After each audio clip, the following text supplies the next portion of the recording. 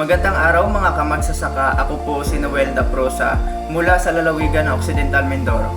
Isa po ako sa Provincial at Regional Awardee ng Young Farmer Challenge 2023. Ako nagmamay-ari ng Da Prosa Cattle Farm. Sa pagsisimula ng aking negosyo ay marami na akong napatunayan. Mula sa tulong ng Young Farmer Challenge ay nagkaroon ako ng puhunan para simulan ang aking negosyo. Nakagawa ako ng storage facility upang imbaka ng mga dayami at bagaso ng mga mais. Malaki ang naitulong nito sa akin lalo na sa panahon ng tag-ulan sapagkat ito ang nagsisilbing pagkain ng aking mga baka at sa inobasyon kong ito ay napatunayan kong epektibo at kapaki-pakinabang sapagkat mas bumilis lumaki at lalong tumaas ang kalidad ng aking mga alagang baka. Nagkaroon din ako ng mga lupang taniman ng palay, mais at napier grass. Nakabili rin ako ng 6 na tureteng baka. Hindi lamang ako kumikita sa pagbabaka, kundi kumikita rin ako sa aking mga pananim, kaya mabilis kong nabawi ang aking mga puhunan. Natapos ko ang kursong Bachelor of Science in Office Administration. Ngunit mas nananaig sa puso ko na piliin ang agrikultura. Hindi ko na kailangang magpunta sa malayong lugar upang makipagsapalaran at maghanap ng trabaho. Dahil naniniwala ako na may pera sa agrikultura. Kaya higit ko pang paunlarin ang aking nasimulan. Gamit ang makabagong pamamaraan sa pagsasaka. At tiyak na maalagaan ko pa ang ating kalikasan. Dahil nababawasan ko ang paggamit ng mga kemikal na pangontra sa mga damo. Ito ay aking kinukuha at ginagawa kong pakain sa aking mga baka. Walang nasasayang lahat na papakinabangan.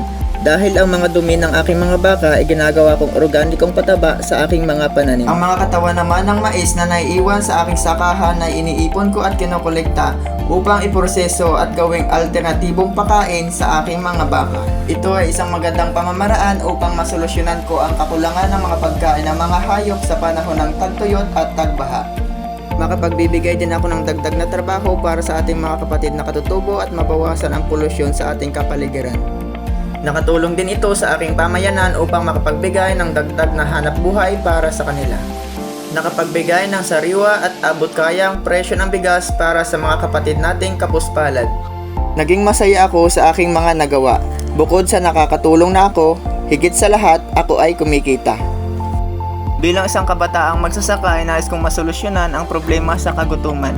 Isa ang corn silage na aking tututukan upang magbigay ambag sa sektor ng agrikultura. Nakakapagbigay ito ng dagdag na trabaho para sa kapatid nating mga nasa kabundukan upang mapigilan ang kanilang aktibidad na pagpuputol ng mga punong kahoy na siyang nagdudulot ng pagkaubos ng ating natural na kayamanan. Sapagkat dito sa kapatagan ay marami akong mabubuong hanap buhay tulad ng pag-recycle ng mga kalat na naiiwan sa mga kabakiran. Makapagbigay ng bakang alagaan para sa mga kabataang nahinto sa pag-aaral. Magkaroon ng dagdag na manggagawa sa produksyon ng corn silage. Natapos ko na ang unang cycle sa aking pagbabakahan, kung saan ito ay pagpa-fattening ng mga baka. Kung isa ako sa magiging winner sa competition ito ay gagamitin ko ang salapi sa pagbili ng 10 inahining baka. Pagpapabakod ng aking bakahan at paggawa ng supply ng tubig. Ilan lamang iyan sa mga kailangan ko upang ma-develop ang aking cattle farm.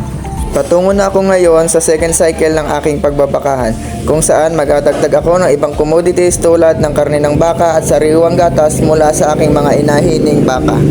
Nang sa gayon ay madagdagan ng kita sa aking negosyo. Lubos ko pang pagbubutihin ang takbo ng aking negosyo. Dahil unti-unti ko nang natatanaw ang taluktok ng aking mga pangarap. Lubos po ako nagpapasalamat sa lahat ng bumubuo ng Young Farmer Challenge. Maraming salamat po sa inyong pagpapagod at walang sawang pagsuporta sa tulad kong kabataan na ang hilig ay agrikultura. Sama-sama po nating tundukan ang problema sa kahirapan. Maraming salamat po.